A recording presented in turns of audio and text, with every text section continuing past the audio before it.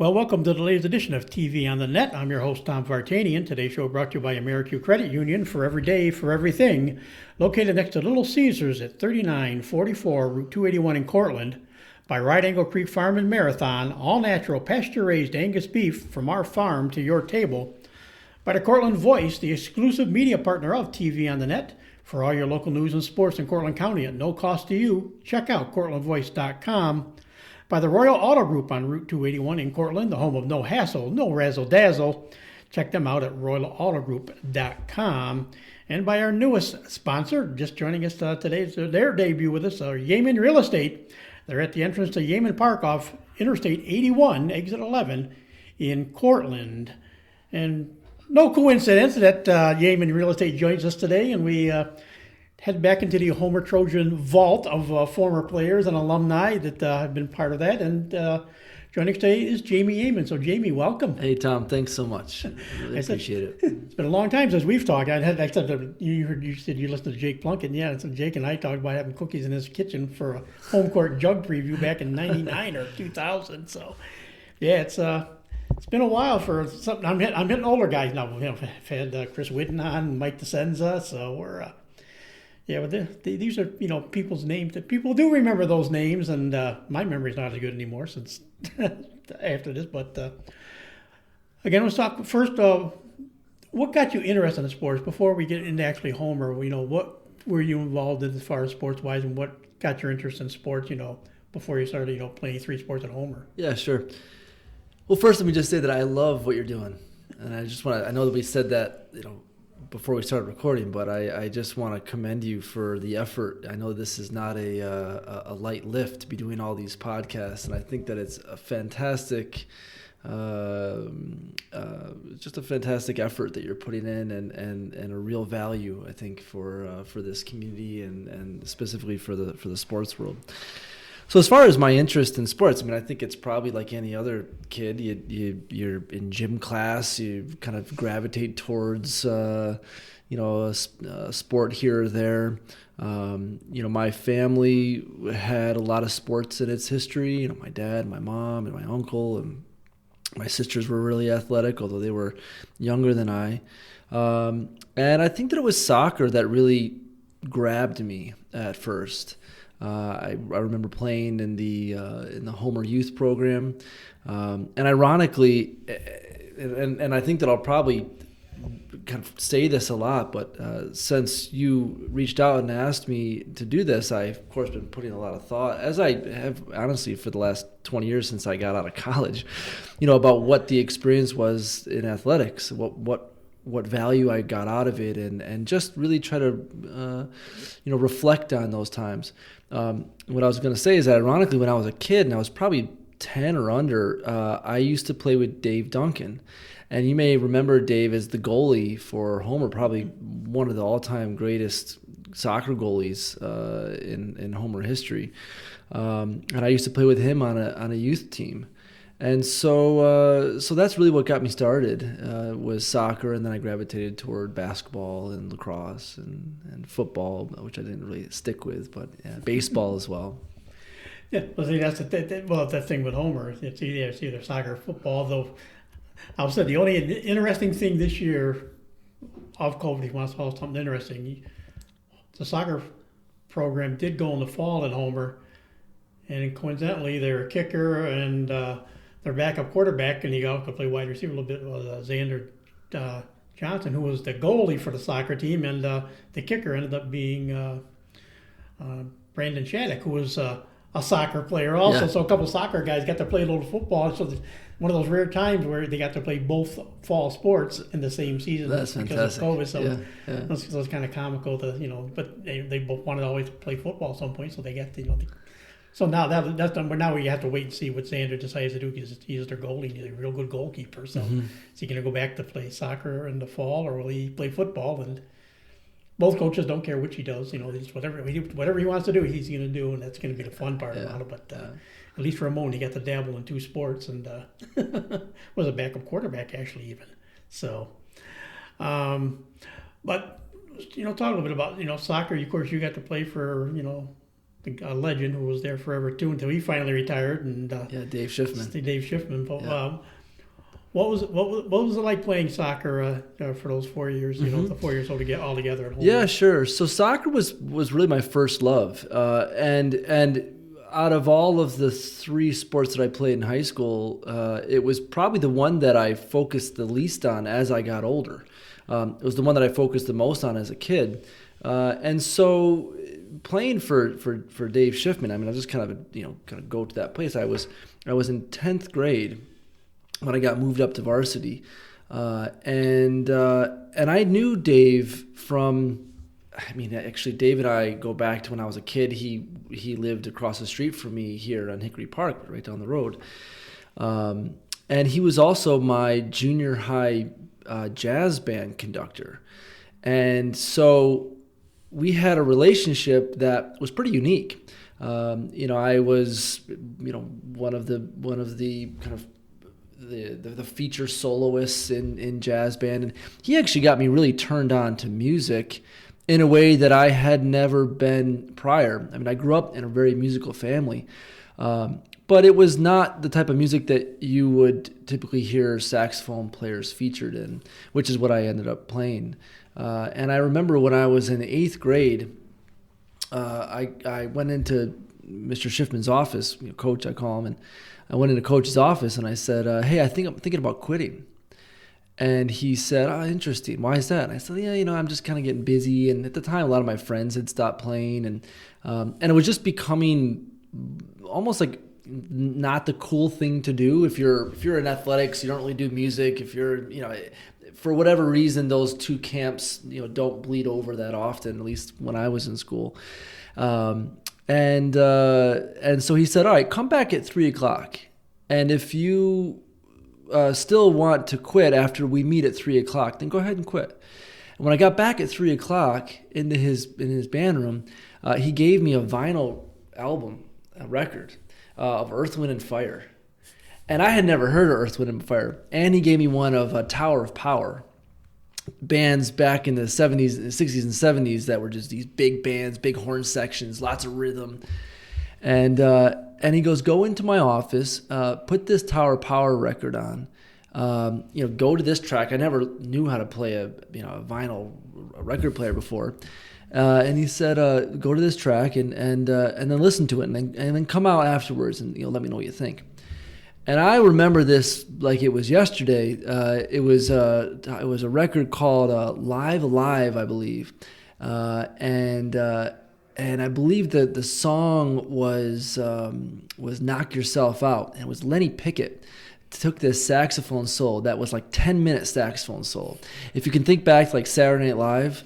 You can probably listen to that Saturday Night Live saxophone wailing that theme song. Well, that's Lenny Pickett. Well, this is when Lenny Pickett was 18. He's a prodigy. And long story short, I came out after I listened to that, and I said, "Was that a saxophone?" And he goes, "Yeah, it was a saxophone." I said, "Man, if you can show me how to play saxophone like that, I'll keep going."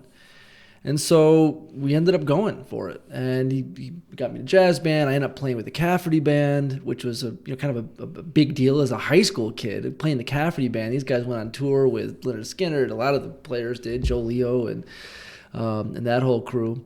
And I was a high school kid in 1999 playing in the horn section, 4-piece horn section of this rock and roll Southern rock band, and so. Again, going back to my relationship with Dave Schiffman, him bringing me up as a sophomore to play varsity at a time where I really didn't have a whole lot of confidence in myself. I mean, I didn't necessarily lack confidence, but I certainly didn't see myself as someone that could get moved up in any sport. I was just happy being with friends in my grade level and playing JV and I remember getting moved up, and I sat the bench until one game versus CBA where we were just getting clobbered defensively, and he had me go in and play sweeper, and I had my brother Dan Curran on my right, and I had Justin Teeter on my left, and I had Dave Duncan behind me, and I think I had one of the Klotz boys right in front of me, not Leidy. Totally blanking on his name now. But we became one of the best defensive units that program has ever seen. And I was cemented into that sweeper position from that time all the way till I graduated. And of course, that was, like I say, the last 2 years, it's, Homer, if they win a game, it's been a good season. They've really struggled over the past couple of years. But when you think of things, though, that was the stretch, the early 2000 stretch. Yeah. And a lot of it was Dave Duncan in goal, of course. But yeah. You guys had Homer had the scores. They had you guys were solid defense, and trips to the final. I felt bad for your teams because, as Dave would always say, "Okay, we got to work harder tonight. You're here." Because Al Butler would cover most of the games because you had Rory. You had Rory playing. Yeah. So, but then when all of a sudden when it became to the sectional finals and any postseason stuff, it's kind of like he decided, well, I'm not going to be the sports editor and write about this anymore. I want to be the father and I want to be the parent, which you don't blame him for. Yeah. So all of a sudden I'd get the team at some point, where the games count the most. So it's kind of funny how that always worked out, but. No, that your teams those years you had a 3-year run that was very, very good. Yeah, we had sectional finals. We were sectional champs my sophomore year, and I think we went both. I think we became sectional champs again either in junior and the senior year, or either or. But we always ran up against CBA, and it was just this powerhouse program that was able to recruit people in. It was a private school, and I never really understood why we had to compete with them. But it just raised the bar. We went to the Dome, we played there, and it was a great experience. I mean, a great experience.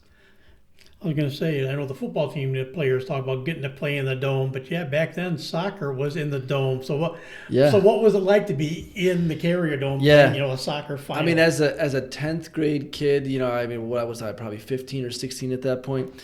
I remember when the game before the Dome, we played in this monsoon, it felt like. I think we played against Chittenango, and the goal was literally getting pushed up and off of the goal line by the wind. I mean, and you would kick the ball and it would go up and then go behind you. I mean, this is how intense the rain was. And there was no lightning or thunder, so we were able to play in it.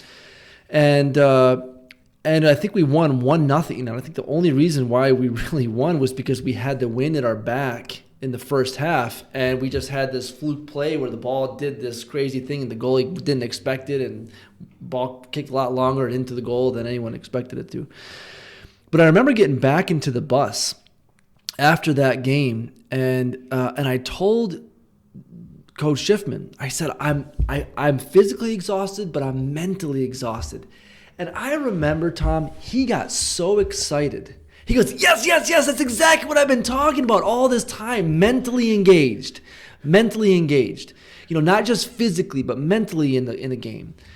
And that was probably one of the most important moments in my life, certainly athletically, was just how important it is to have not only your physical game dialed in, not only your physical abilities well refined, but also your psychological. It was a mind game, as much as it was a physical game. And I just remember feeling like I had just been taught something, when he got really excited and just almost gave me I think he gave me a high five, and just, he realized that I got it, even though I didn't realize I was getting it because I was just commenting, I feel so mentally tired. He understood that I had picked up on something. I remember that night. I think it was at Tully. I think we played at the games were at Tully. I didn't have to cover your game. Al said, I'll take this one because he came and saw me. Yeah. I'd been there if the girls played earlier. They played Marcellus and lost, and it's one of those fluke goals where the wind affected a goal that got over the goalkeeper's head for Homer, and I think it was Marcellus won that game 3-1 or 3-2 or something. It was one of the close games, but he just looked at me. I'm sitting there soaked, and learn the wind. I said, why don't you go on home? I'll take it. So I got, but I think the goal, as I was leaving, I think the goal blew over. Yeah.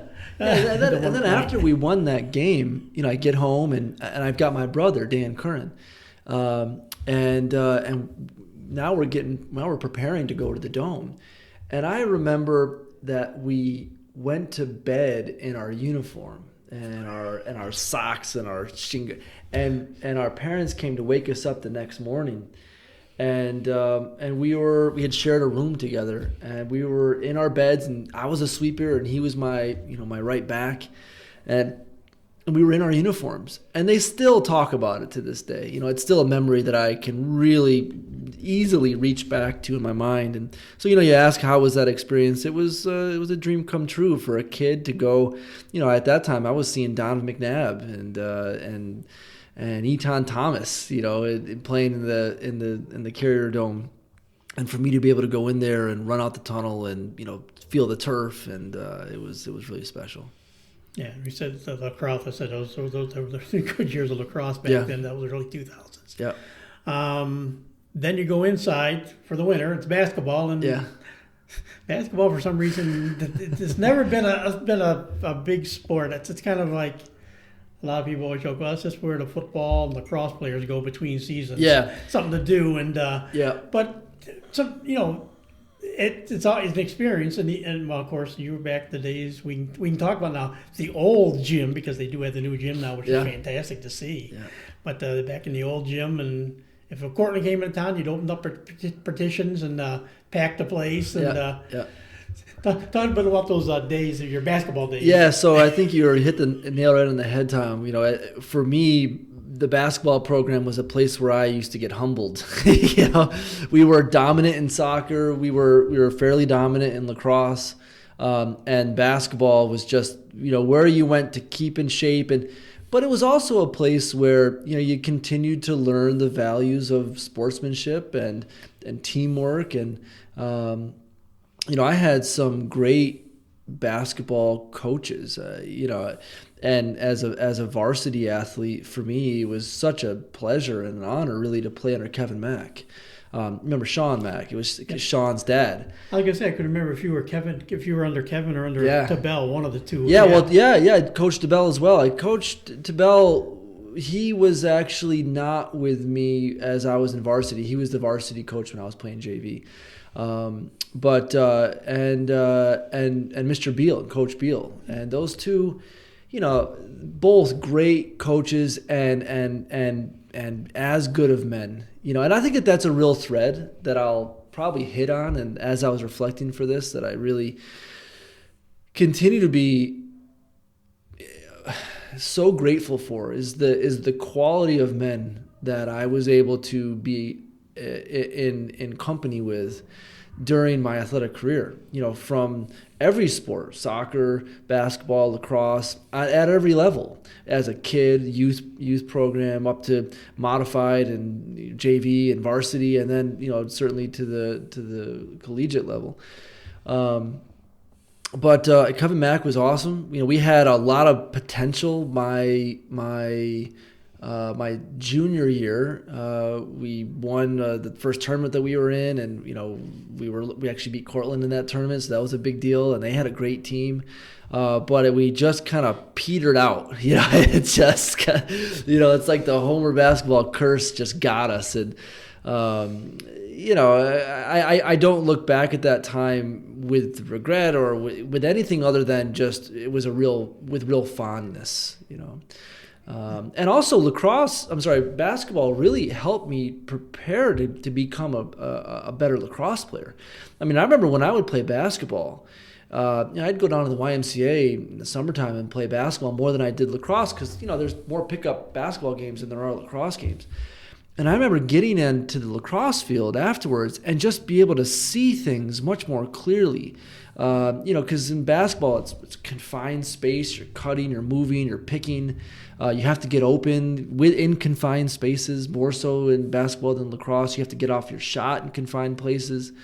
I thought basketball was as important as any other sport, even though, we just, we never made the sectionals. I don't think rarely did we have a winning season, but it was still really important. And if I'm trying to remember if that was a time where one year you might be Class B or you might be Class A, and if you're Class A, it was in basketball especially, it was Jamesville DeWitt. Yeah, I think it was before that. We were definitely playing Jamesville DeWitt and West Hill, and but I was during the time where we had consistent teams that we were playing, and they were good teams. I mean, they were a good team. We would go up to West Hill, and we kind of knew we were going to lose, but we just wanted to at least show face and not embarrass ourselves. And we hung in there. We might lose by 20 at the end of the game, but we made it interesting. And of course, CBA was CBA, no matter what season it was. Yeah. They were there as well. But yeah. But then springtime rolls around, and the sports you really fell in love with, and we'll talk about went on to college, was lacrosse. And of course, that brings a whole bunch of new animals. Once again, JD is involved. Yep. Skinny Atlas, and that. Then you start getting the Casanovias, the Skinny Atlases, the Lafayette, and the boys from the Indian Reservation from Onondaga Nation that would be at Lafayette. And talk a little bit about your lacrosse days there at Homer. Well, I don't think that you can really talk about lacrosse without going back to really the godfathers of, and I say that in a very kind of endearing way. There are just some real giants as far as this local area is concerned in that sport. You got Ciccone, you've got guys like Luxinger and Cottrell and Patriarco, Ferrito. I don't want to even keep going because I'm going to miss people, but these guys were not only just great men, but they were really well respected in the lacrosse world in upstate New York. I mean, you think about Luxinger. I mean, he was a Division I ref, refereeing national championship games, and he was our gym coach. You got all the Rileys. I mean, you got at that time when I was a kid, we also had the Reebok team with like Charlie Lockwood and the Gate brothers, and so as far as that sport, I mean, this was kind of like the mecca. It certainly is still, but now it's much more of a national sport. I mean, upstate New York was like the hotbed back in the 90s and early 2000s. So I started when I was a kid, I started going to school at Cortland, and then in 7th grade, I decided to go to Homer. My mom moved to Homer. She said, "Hey, what do you want to do? Do you want to keep going to Cortland?" And I have no idea, Tom, really as a 6th grade kid, why I decided that I should just switch schools when I was pretty darn comfortable going where I was going.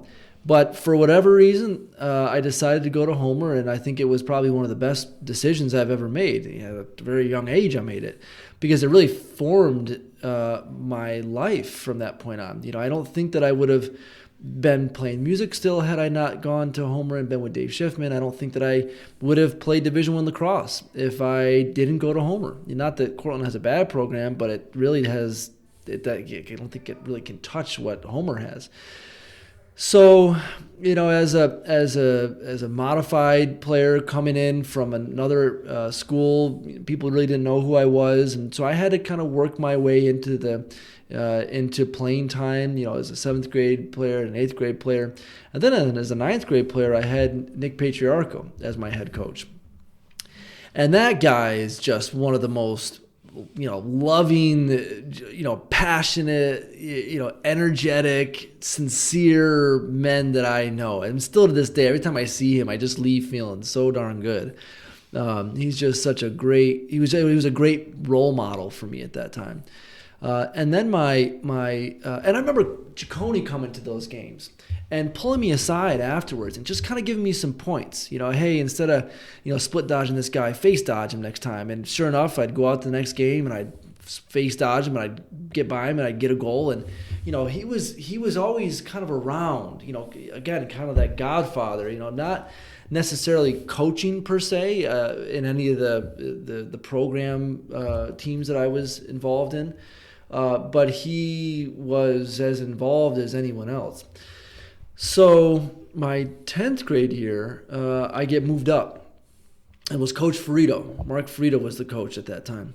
And he moved me up. And he moved me and Ryan McIntyre up. And after the first practice, I went to Coach Ferrito.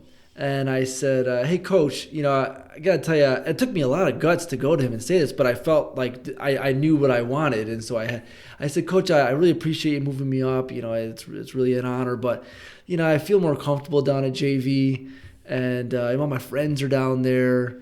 And, I would just prefer to go back down to JV. And he just looked at me and he laughed and he said, no, you're not going down. You're staying here. And I was surprised. I actually didn't know that he could do that. I thought this was like my decision. But no, he made the decision for me. And I'm grateful that he did, because, again, had he not done that, I wouldn't have had the experience that I had. I ended up playing with my brother again, Dan, and Justin. I ended up running first midfield with Jake Plunkett. And I ended up getting first team all-league that year as a sophomore, and it shocked me because I had no real frame of reference. Was I good relative to others? I was just trying to work hard. That's all I was trying to do, just play my game, do the right thing for the team, and so that's at the end of my 10th grade year. As I moved into my junior year and senior year, now lacrosse is starting to become intriguing, beyond just a hobby.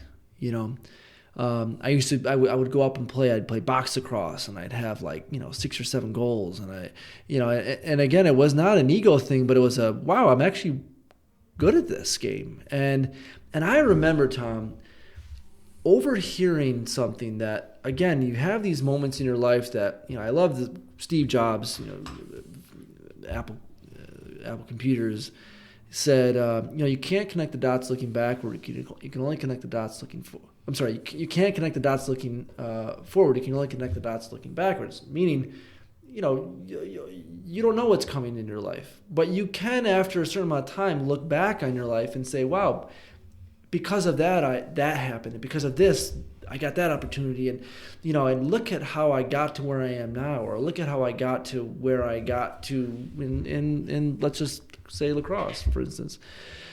And I remember there was a time that I was probably in 10th grade, and Chad Riley, this is one of the Riley brothers, I think he's the youngest. I overheard him talking to my mom. I was on the upstairs, second floor of my house, and my mom and Chad were downstairs. And I think Chad had just got done watching me play lacrosse. And I overheard him say, you know what, Karen, Jamie's a D1 athlete. And I said, all right, just kind of heard him say that, and I was shocked because I didn't see myself as a D1 athlete. But if he thought that was true, well, then I must have that potential. And so that really implanted a seed in me to think, all right, I think I could do this. And it set my sights on something. And again, it was I stumbled across it. It wasn't as if he came to me and said that's a potential that I had. I overheard it. It was an accident. But it shaped me. It shaped a confidence. And it also shaped a direction where I wanted to go. And so as a junior, I started off on that track. And I wanted to look up while you were talking. I was looking up one other thing I could pull up. And you're number 10 all time, 107 goals for your career, on number 10 all time on the scoring list. And for years, everybody talked about it was will anybody ever catch Matt Wright or Matt Kataya? You got names like that out there. And of course, then Carl Zimmerman went by him, and then Dante Jacobone, who of course now is raising havoc at Cortland State as a lacrosse player as well. Mm-hmm. They tied for the top, Wright or Kataya. Then you got Vinny Basile. A lot of guys I saw, like Mike Dugan, Jake Plunkett, Connor Ferrito, Bo Riley. And then there you are, number 10 on the all-time list. And you can you just imagine yourself on a list like that of who's the who's who among the Homer lacrosse elite, that you're one of those guys. Yeah. Again, it's nice. I was not one that really focused a whole lot on stats, but as a kid, even in high school, you care. I mean, you care about what you did that game. I mean, you know that you want to care more about what your team did, and I really tried to kind of stay disciplined with that, so it didn't go to a dangerous place in that ego that But yeah, it's an honor. But I have to say that you mentioned one person, and as I listened to Jake's podcast, again, without certain people, I don't think that I would have had the experience that I had. And without a doubt, Tom, Jake Plunkett was one of those. I was privileged as any athletic kid could be to have been in the same company with Jake. Jake is still the best athlete that I've ever even been around. That goes all the way through college as well. I mean, what he was able to do on the lacrosse field was, inspiring, and it raised the bar to a level that I don't think that I ever really was able to get to. I think he and I had different playing styles. Maybe I would have been stronger than him in some areas, but the fact of the matter is that he was just such a great example. And it also gave me an opportunity to just watch him and to model him. And, he was a year older than me. So, I felt like I was under his wing in a way that was really important for my development. It gave me a confidence to be able to go on the field with a guy like that I was able to carry into my senior year and continue on through college.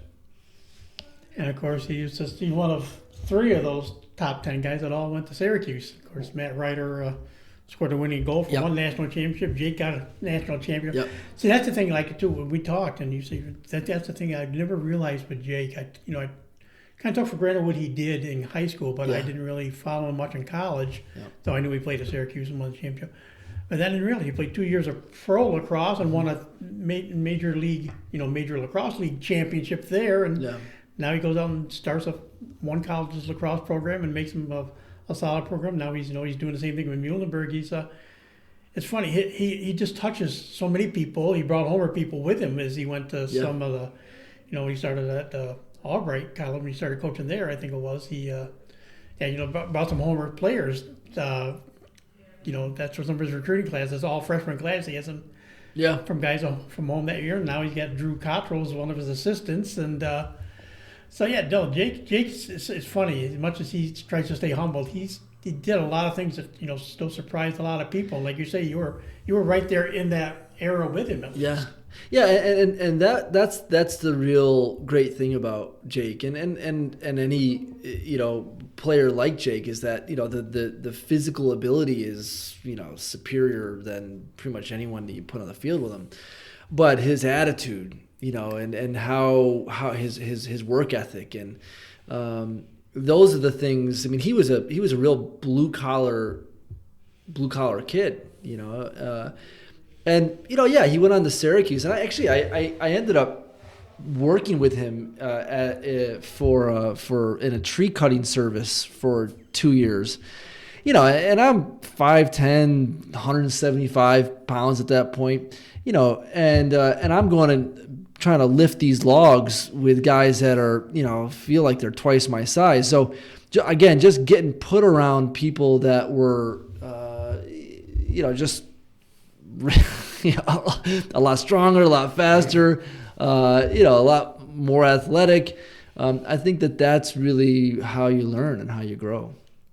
And again, lacrosse, like you say, sectionals, getting sectional finals were kind of, it's almost expected. You always, go out, you want a winning season, you want to win a league title, but then you want to get that sectional title. And of course, lacrosse at that point, that was one of those it's always been a pretty good run lately with the lacrosse program, but that was one of those where you were there. But of course, a lot of those cases too, depending what, where you were that year, it could be Janesville a bit waiting, which always has been a thorn in Homer's side when it comes to sectional play, and of course Skinny Atlas and Kaz really is the 3 that really always jump out at me as the main roadblocks to getting a sectional title, and when it comes to lacrosse.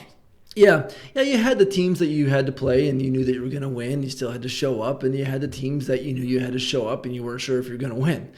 And it's fun to look back at and I haven't done it in years and years, but to look back at records and say, oh man, junior year we were, 11-5, and sophomore year we were, 12-4, and and look through those scorecards to see if I can even recall those games. And a lot of the games I just can't recall. But we had a real shot my junior year. I think that we had great talent up and down the field. And unfortunately, we couldn't really pull it off. I think we had got to the sectional finals, and I can't remember who we lost to, but it was disappointing. And then my senior year, we had a good season. We made it to the first round of the sectional tournament. We got Lafayette, and we had to go up to Lafayette to play those guys. And honestly, Tom, in the grand scheme of things, this regret is not, certainly an important regret, but it's a regret that I have is that I just didn't play well that game as a senior. My last time wearing a Homer jersey, as a kid of that age, that's everything, And I didn't have 1 point. I felt like I didn't step up. And I think about that. Probably every couple months. There's just that for whatever reason, the mind kind of brings it back. And so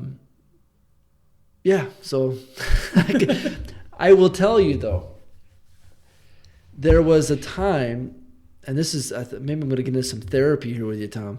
But there was, at the beginning of that game, I remember Coach Patriarchal coming to me and say, I've been waiting my whole life. I've been waiting my whole life with you. Like my whole time that I've known you, I've been waiting for this moment.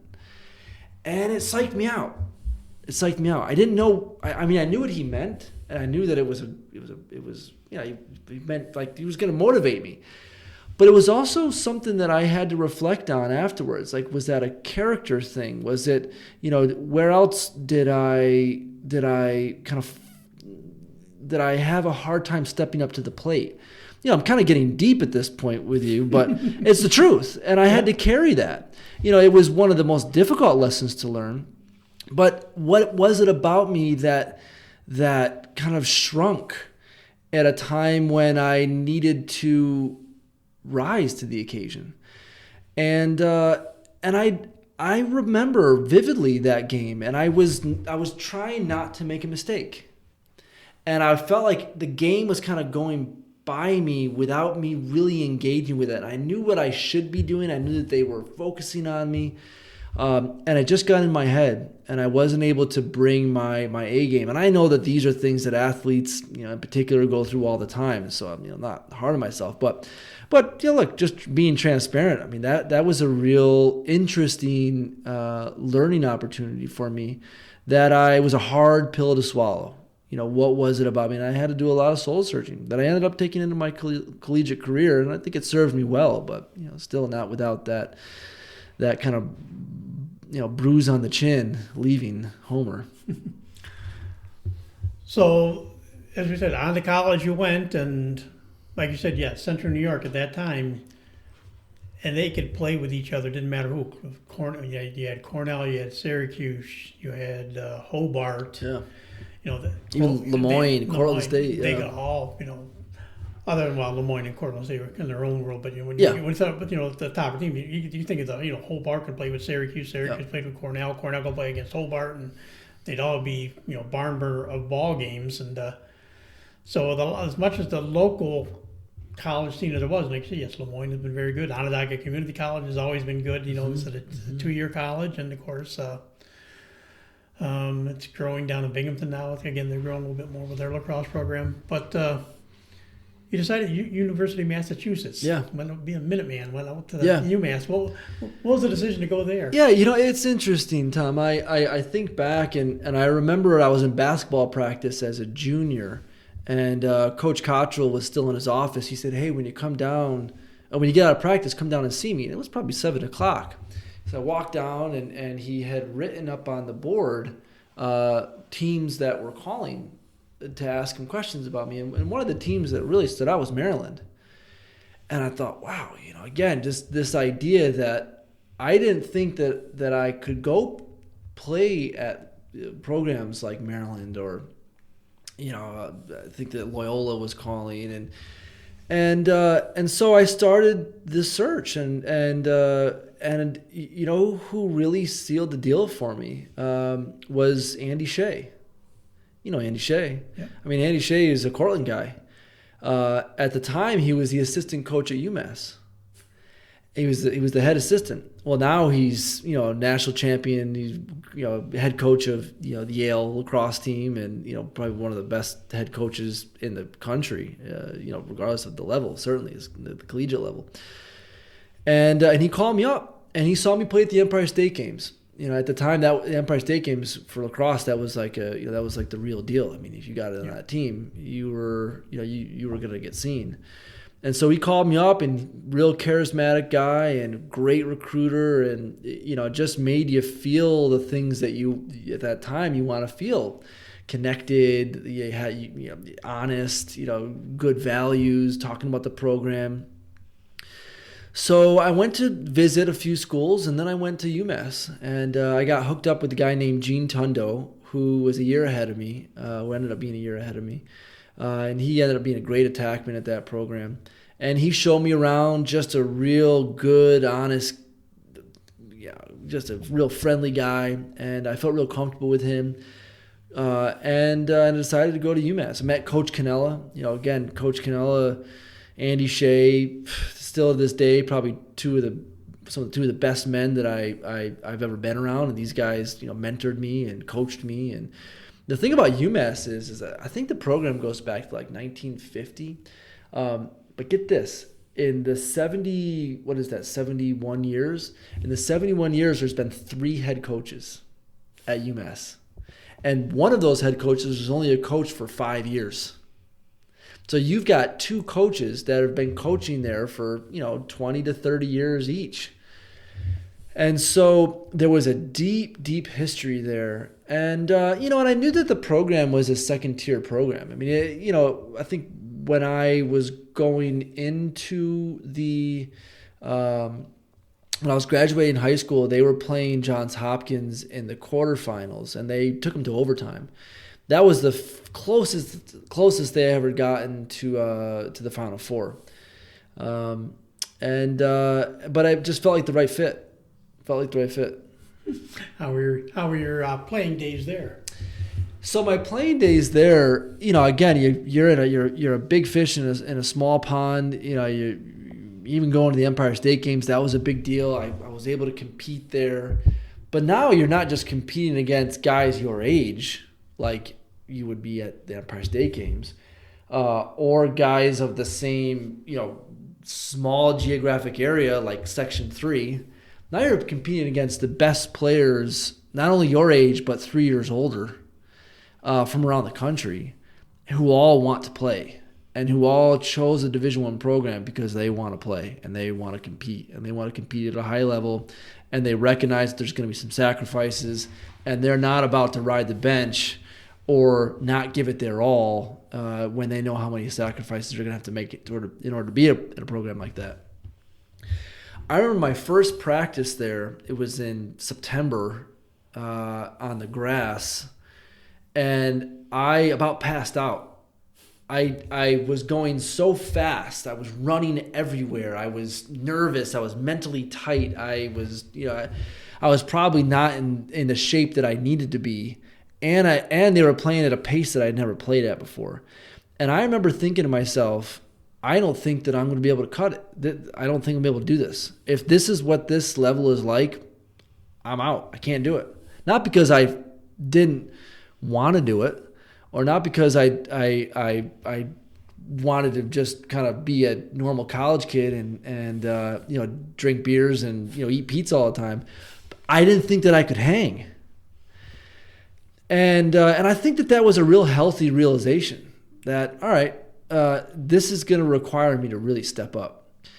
And so slowly I started to get the pace down. I started to get more in shape, and I started to feel more connected to the team. And you have to remember, you get to a Division I lacrosse program, and there's 45 guys on the team. And there's only 10 that are on the field at a time. So you've got a mass of people where you might have 10 subs maybe at a high school game. Maybe 5 of those guys are actually going to play. The other 5 are like, shoes aren't even tied and the sticks are not even really like laced. And they're just there like, but at UMass, everyone's chin straps are buckled and their cleats are tied and they're coming after you. And so my freshman year, I didn't get much playing. But what I did get, and this is going to sound like, great concession, was that for whatever reason, Kevin Lavelle and Chris Fiore, who were seniors at that point and who were Division I first team All-Americans. Kevin Lavelle actually holds the MLL record for, at the time when the MLL was like the premier professional sport, for the most goals. He was a tour time finalist. Chris Fiore was just this bombing, he just would shoot the crap out of a ball, 6'4", just this huge guy. And they in the halftime of every game, I was their catch partner. So it was us 3. And so that's what I lived for. I was like, all right, give me the halftime so I can just play catch with these guys. And I would watch them go out there and play in the first quarter, the second quarter, and just do things that made people, their eyes pop out in the third quarter and the fourth quarter. And if the game got really out of hand one way or the other, we were up or down, I'd go in the game and, after sitting for an hour and a half, and, so I rode the bench. I mean, I was probably the 8th or 9th midfield, offensive midi. And then my sophomore year, it was kind of more the same. I started to creep up the depth chart, but still, it was difficult to really break that ceiling. Going back to my freshman year, we ended up playing Maryland in the quarterfinals at the Dome, which would have gotten us to the Final Four, a place that our program had never been before. And we lost to them, I think, like 13-7. It was real disappointing. I didn't play, but to be able to be at the Dome, playing at the collegiate level, being there outside of high school, being with my guys, my whole, a lot of crew came up from this area. And I was just proud to be there, and again, gave me a taste of, all right, this is possible. We could break that ceiling. Sophomore year, we had a disappointing year. I think we were 500, I don't know, 7-7, 8-8, something like that. My junior year, that's when I started cutting trees down with Jake. And I was a lifeguard the year before that. So you can tell the different physicality that I came in with. And for whatever reason, it just clicked. And I was starting to I became the number 1 or number 2 offensive midi for the program. In fall ball, in the early, spring, I was on the first line. And then I ended up breaking my jaw. Not the kind of jaw where you get your mouth wired shut, but the kind of break that you're not going to go back in the game. And I remember, Tom, and again, it's just so good to reflect back on this because I don't get a chance to ever talk about it. After I had broke my jaw, I was in the parking lot of the doctor's office, maybe like Monday after the Saturday game, and I still had hopes that I would play, be able to go back. And so the doctor looked at my x-rays, and he came in, he talked to me, and I was really just waiting for him to say, you can play or you can't play. And at the end of his sit with me, he was getting ready to leave, and I said, so I don't understand, like, can I play or can I not play? He goes, no, of course you can't play. You have a broken jaw. Like, that should have just been implied in what I just told you. You're out for 3 months. And I went into the car, in my parking lot of the car, and I just started sobbing, because I spent my third year giving it my all, working out, bleeding and sweating and waking up early and running. And I mean, at a program like UMass, you're not playing lacrosse in the lacrosse program in February to May. It's like if you get to school on September 1st, you're in the gym September 2nd. You've got running, you've got practice, your fall balls, So I just remember just crying, thinking, oh God, I can't believe this. First part of the season, I was on the first midfield line, and here we go. And about 2 weeks goes by, and I'm feeling my jaw, and I'm like, this thing doesn't feel that bad,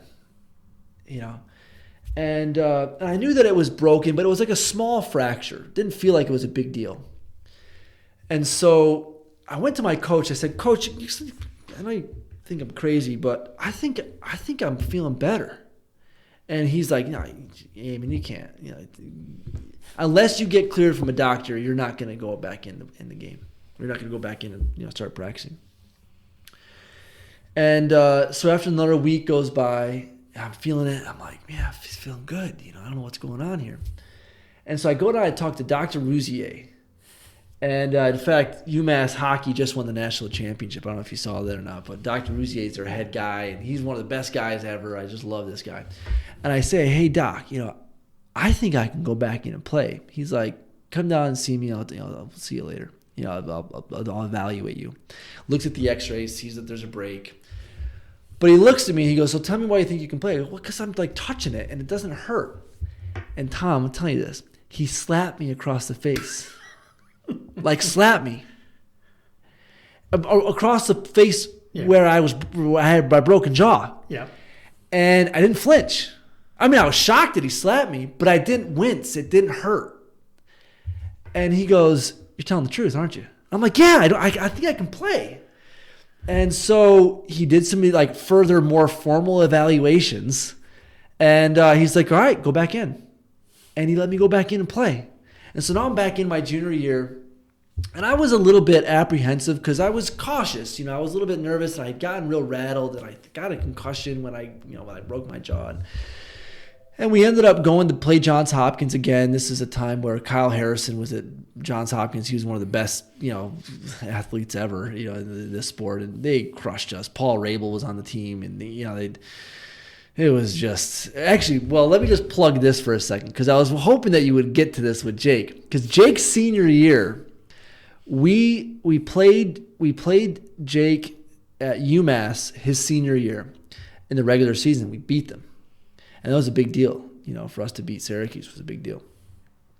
And then we go to the first round of the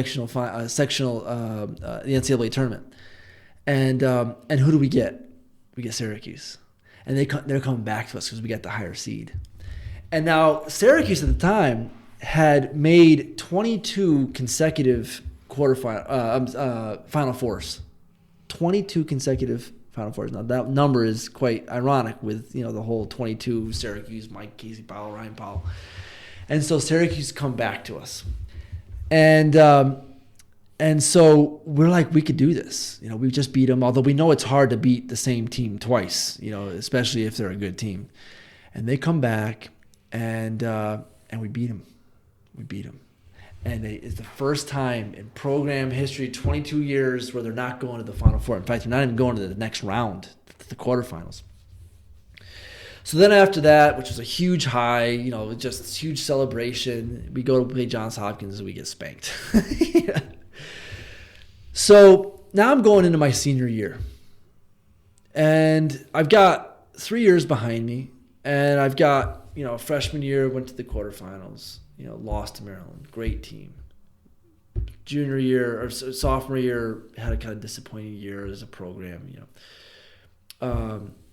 My junior year, great season, but again, kind of fell short of what our goal was. It was really like Final Four, and maybe a national championship. But in the whole program's history, we'd never been to the Final Four. So in a way, these were pretty lofty hopes, My senior year, we had 6 seniors, which was not very many. I mean, I think only 5 played. We had a lot of juniors. We had some sophomores and some freshmen that played. But my senior year, we had Jack Reed, who ended up being a first-team All-American defenseman. We had Sean Morris, who ended up being one of the tour time finalists, and he was a first-team All-American attackman, and Jake Dean, who was All-American face-off guy, long stick face-off guy, who was just the scrappiest guy you'd ever seen play any sport. Just wore his arm pads around his wrists. He was a walking mess of a guy. I love the guy. He's one of my best friends. But he just was so unorthodox in his playing, but he was relentless. I mean, he would not stop. His motor would not stop. So we get to my senior year, and we have an okay year as far as the season is concerned. In fact, we almost didn't make the tournament because we almost lost to Fairfield. We ended up scoring 3 goals in like 45 seconds to reverse a 2-goal deficit and ended up winning in regulation, which is this amazing thing. And now we're at the NCAA selection, and we're not sure we're going to get in. We didn't get the automatic qualifier for our conference, but we had a good enough year, and we had probably the best win in the country. We played Hofstra the first game, and we beat them, and then they ended up going 17 games straight. They were the number 1 team in the country. I'm sorry, no, they were the number 2 team in the country because Virginia was number 1. And so we get to the first round of the NCAA tournament. We ended up getting in. First round of the NCAA tournament, we play Cornell at Shokoff Field. And I remember driving to Cornell and thinking, there's no way in hell I'm about to play Cornell and Shokoff Field and lose this game at a stadium that I'm going to be driving by at least once every couple weeks. And remember that as the place that my collegiate career ended, So we go to Cornell, and they've got a great team. They have Rob Pennell. They got Eric Pitter. They have a couple other real studs on their team, and they were the 4 seed, and we were the 8 seed, And so we end up playing them pretty tight, and it ends up coming down to last couple minutes, and we score a goal up by 1, and we run the timeout, and we win the game. So celebration, anytime you're in an NCAA tournament, and especially lacrosse, where there's not that many games to get to the championship, you win the first round, especially as a program like UMass, you're celebrating. And so now we go back to Amherst, and we regroup. And who do we have next? We have Hofstra. The team that we played first in the year, we beat them, but then they went on a tear. And they were a different team than what we saw. In fact, I think that a lot of people just thought we'd get rolled by them. And not to mention, we're playing them at Stony Brook, which is on Long Island, which is where Hofstra is.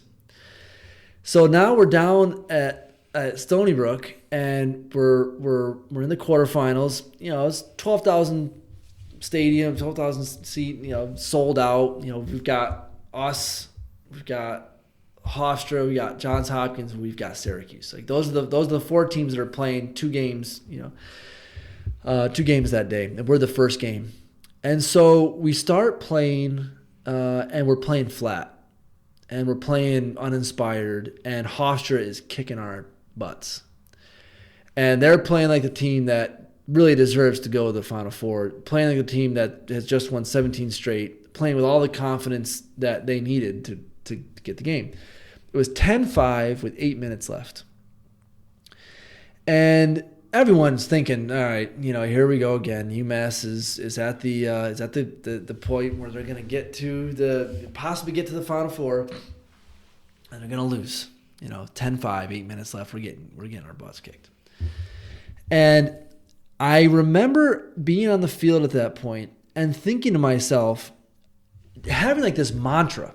And I was using this mantra, to play Cornell, and also for Hofstra, where I would just say to myself, we're going to beat Cornell, we're going to beat Cornell, we're going to beat Cornell, we're going to beat. And I would say this, Tom, like a crazy person, out loud, whenever I felt a doubt come into my mind that we might not win against Cornell, we might not beat them. I would kind of override that thought by saying, no, we're going to beat Cornell, we're going to beat Cornell. So now I carried that into Hofstra, we're going to beat Hofstra. So Monday, Tuesday, Wednesday, Thursday, Friday, Saturday, I'm doing that thousands of times a day just to get my body to believe it. because I didn't necessarily believe it because of our history.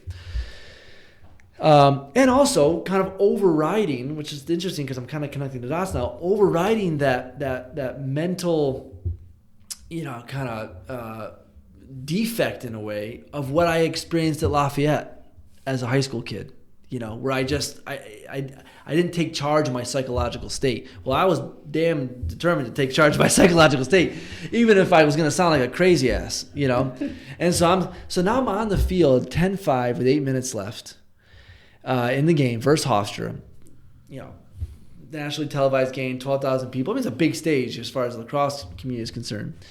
And I just remember, I'm like, oh yeah, my mantra. I'm like, we're gonna be Hofstra, we're gonna be Hofstra, we're gonna be Hofstra. And I get a pass from behind the cage from one of my best buddies, Clay Staber, and for whatever reason, I catch this pass back, kind of like backhanded, and I turn around and I take a shot that I never in a million years would have even taken in practice because I would have just gotten chewed out by my coach because I would have missed it. It would have been embarrassing. It would have been just the most awful shot. But my mind shut down, and there was a part of me that just believed that I could take that shot. And I took it from a place that I was not an outside shooter. I don't have a great big outside shot. I was more of an inside guy. And I turned around, I caught this thing backhand, I spun around, I don't even think I looked at the cage, and I bounced this shot probably 10 yards, maybe 5 and 10 yards in front of the cage, and it went right underneath the crossbar and in the goal. And I was like, yeah, I meant to do, of course, I'm just like, I can't believe I did that. Yeah. And everyone just got stunned. Goalie got stunned. Now it's 10-6 with just under 8 minutes left. And we start rolling. And we start catching momentum at 10-7, 10-8, 10-9. Now it's 10-10. And the place is going crazy. You have to think, come back 5 goals. And both programs had never been to the Final Four. So one program was going to go to the Final Four for the first time in the history of a really storied program history for both Hofstra and UMass. And we take them to overtime and we win. We win. And we're throwing gloves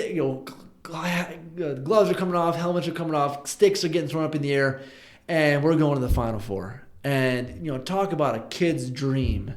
That's the dream. If you are playing lacrosse, your dream, I bet you $1 million, is not necessarily to go win the national or win the championship for the PLL or the MLL, although that's great. Really, that's great.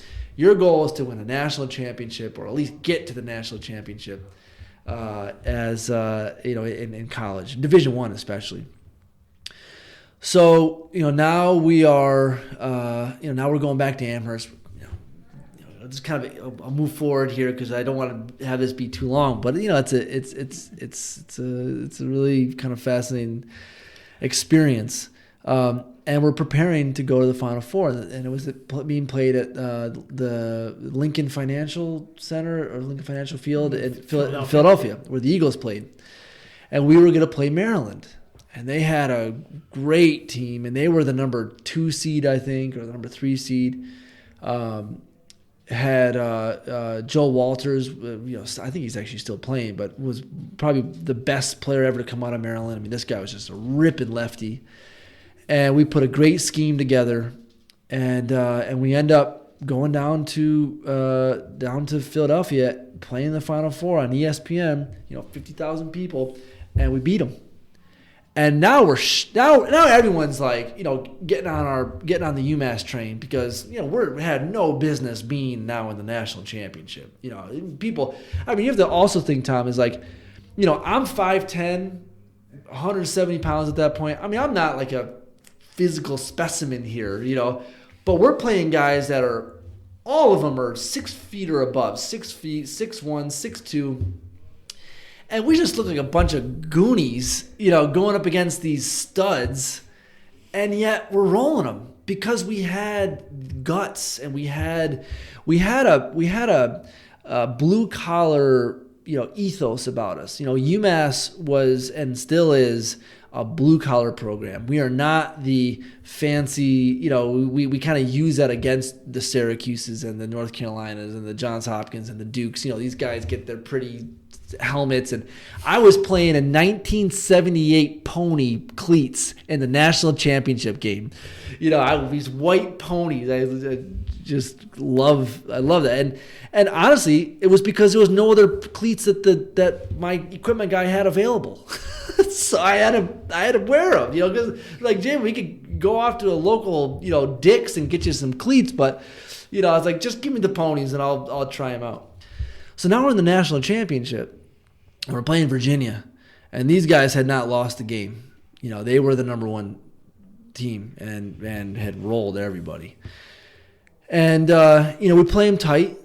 And I ended up scoring a goal. I had an assist, scored a goal in the third quarter to bring it within like 6, I think it was like 7-6. And then they just went on a tear. And we ended up losing, I think, 15-7. The game was a lot closer than what the score, led people to believe if you didn't see the game. But that was it, man. I mean, we did it. We didn't bring home the gold, but we brought home the silver. And we did it in a way that we were all really proud of. And those guys are still my brothers, and I love them. And it really put a cap on the end of my kind of organized athletic experience in a way that I'm just continue to be eternally grateful for.